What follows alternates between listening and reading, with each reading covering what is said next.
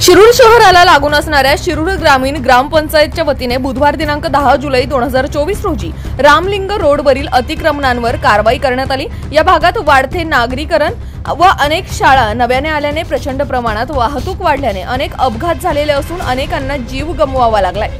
त्यातच या रोडवर अनेक नवीन व्यापारी गाळे झाल्याने या दुकानदारांनी आपापल्या दुकानाच्या पाट्या थेट रस्त्याला लागून लावलेल्या होत्या आणि त्यातून एकमेकांची भांडणे होत असल्याने जीवघेणी स्पर्धा निर्माण झाली होती। मात्र त्यामुळे वाहतुकीला व पार्किंगला अडथळा निर्माण होत होता। या रोडवरील समस्यांबाबत आपला आवाज न्यूज नेटवर्कने अनेकदा बातम्या प्रसिद्ध करून आवाज उठवला होता।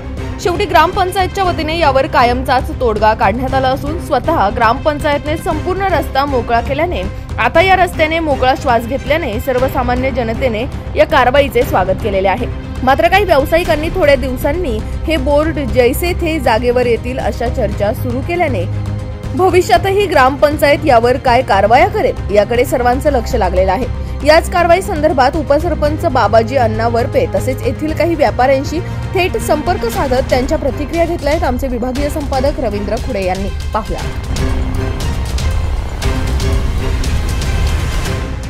जितकर भाऊ, आपला रामलिंग रोडने मोकळा श्वास घेतलाय। बरेच लोकांचं म्हणणं आलं की खूप चांगलं वाटतंय। तुम्ही एक व्यावसायिक या ठिकाणी, तुमचे पण गाळे आहेत, काय वाटते रामलिंग रोड बद्दल आणि हे जे केले ग्रामपंचायत योग्य आहे का?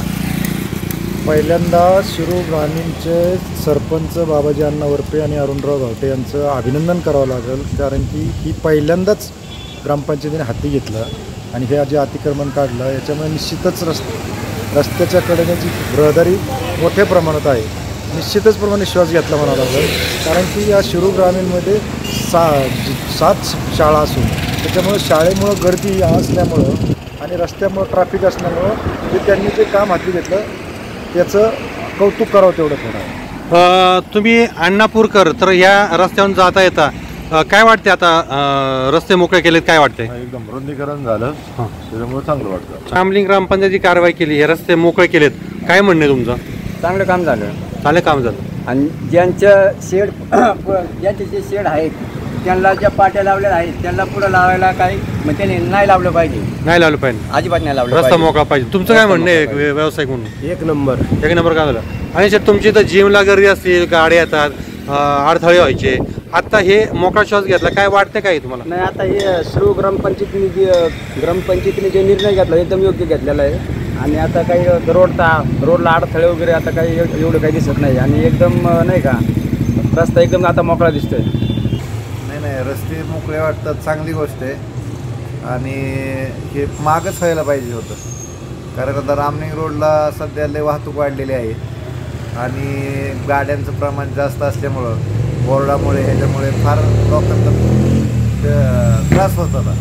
हे बोर्ड काढल्यामुळे एकदम मोकळा तुमच्या व्यापाऱ्यांचं काय म्हणणं नाही, काही तक्रार नाही, तक्रार काहीच नाही, उलट चांगलं झालं। पण रामलिंग रोडला जी कारवाई केली काल, जे अतिक्रमण आली तर रस्त्यामध्ये, आता रस्ते मोकळे झाले, मोकळा श्वास घेतलाय, लोकांनी सुद्धा कौतुक केले तुमच्या कामाचं। पण काही व्यापारी मंडळी म्हणतात की जाऊ द्या, कारवाई होऊ द्या, 4 दिवसांनी आपण परत आपले बोर्ड रस्त्यावर आणू।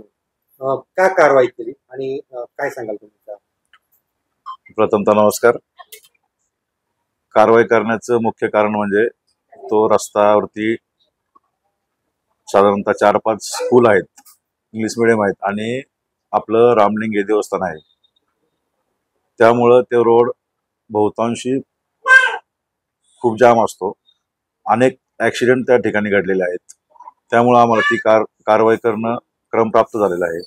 आणि दुसरं कारण असं आहे की प्रत्येक दुकानदाराची एक चळवळ असायची की रस्त्यापर्यंत त्याचे बोर्ड असायचे, त्याची भांडी असेल किंवा त्याचे बाकीचे काय वस्तू असतील त्या रस्त्यापर्यंत असायच्या आणि त्यांनी एका दुकानदारामुळे दुसरं दुकान दिसत नाही, दुसऱ्या दुकानमुळे तिसरं दुकान दिसत नाही आणि जसं तिथल्या व्यापारी वर्गाची सुद्धा ही अवस्था होती की ती स्वतः फोन करून आम्हाला त्याकडे अर्ज देऊन सगळी बोर्ड काढण्याची त्यांची आम्हाला विनंती होती, म्हणून आम्ही ती अतिक्रमणाची तातडीनं कारवाई केली। आणि यापुढे जर कोणी ती परत पुन्हा जर बोर्ड लावण्याचा प्रयत्न केला किंवा काही वस्तू बाहेर ठेवण्याचा प्रयत्न केला तर निश्चितपणे आम्ही दुसऱ्या दिवशी आमचे कर्मचारी, आमची ट्रक त्या ठिकाणी जाईल आणि त्यांचा माल जप्त करून आमच्या यार्डला टाकून देण्यात येईल। आता भाजीपालेवाले सुद्धा रस्त्यामध्ये आहेत बऱ्याचशा प्रमाणामध्ये, तर तिथं काय नियोजन करता येईल? मुळात भाजीपाला हा सुद्धा रस्त्यावरती आलेला आहे, बऱ्यापैकी रस्त्यावरती आलेला आहे आणि तो रस्त्यावरती आल्यामुळं ज्या काय भाजीपाला नेण्यासाठी महिला येतात ते त्यांच्या स्कूटी असतील, ऍक्टिव्हा असतील किंवा मोठ्या गाड्या असतील त्या प्रामुख्याने रस्त्यावरतीच लावण्यात येत आहे. आम्ही जो सीसीटीव्ही लावला त्या ठिकाणी आता आमच्याकडे पोलीस यंत्रणा असते, तिथं 2-3 पाठीमागे ऍक्सिडेंट पण घडले होते त्या महिलांचे स्कूटीवरून भाजी घेत होताना. त्यामुळं तो सुद्धा जो त्यांना आता जागा त्यांनी व्यापलेली आहे ती कमी करून रस्ता कसा रुंदीकरण करण्यात येईल त्याची आम्ही खबरदारी घेऊन एवढ्या 2-5 दिवसात आम्ही त्यांच्यावरती पण कारवाई करण्यात येईल. सातत्याने रामलिंग रोडवरती अपघात होत होते, अनेक शाळा त्या ठिकाणी आहेत आणि बरीचसा तालुक्याचा बराचसा भाग त्या भागात आणि मोठा रहदारीचा रस्ता आहे. आपल्या आवाजाने पण आम्ही नेहमी त्या ठिकाणी आवाज उठवला, बातम्या केल्या, तुमची साथ मिळाली, पीडब्ल्यूची साथ मिळाली.